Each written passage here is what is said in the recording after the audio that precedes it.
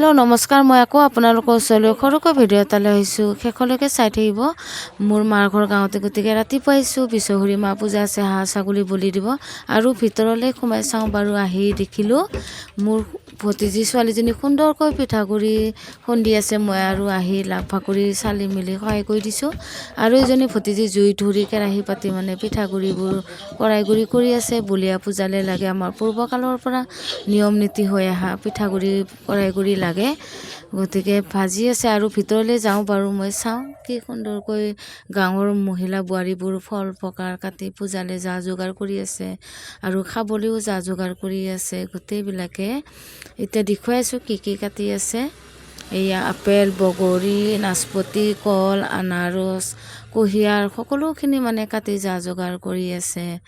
আৰু ইফালে piece piece কৰি আছে দুজনী মানে ধুনীয়াকৈ। আৰু ইফালে কমলা চেলাই থকা দেখিছোঁ। আহিছোঁ বাৰু, চাওঁ। এয়া সুন্দৰকৈ কমলাবোৰ ৰং চঙা, ৱাও ইমান ধুনীয়া গোন্ধ ওলাইছে, খাওঁ খাওঁ লাগিছে। আৰু ইফালে নাৰিকল টুকুৰা টুকুৰা কৰি পিচ পিচ কৰি আছে। কলদনাত ধুনীয়াকৈ এতিয়া সজাই শাৰী পাতি কৰি ৰাখিছে। পূজা খতম হোৱাৰ পিছত সকলোকে ভগাই দিব।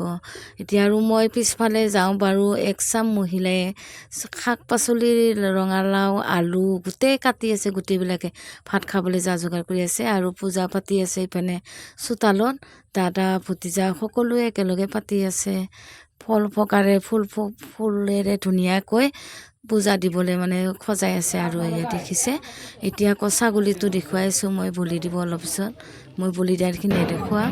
এয়া ছাগলী।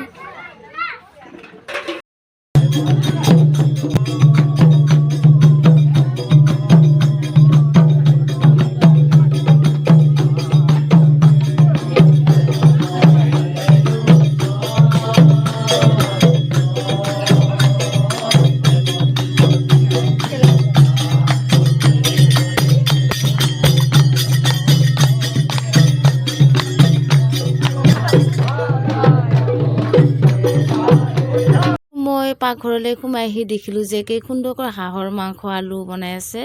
ইমান ধুনীয়া ভাজি উতলাই ৰং চঙা কৰি আছে ভণ্টিহঁতে।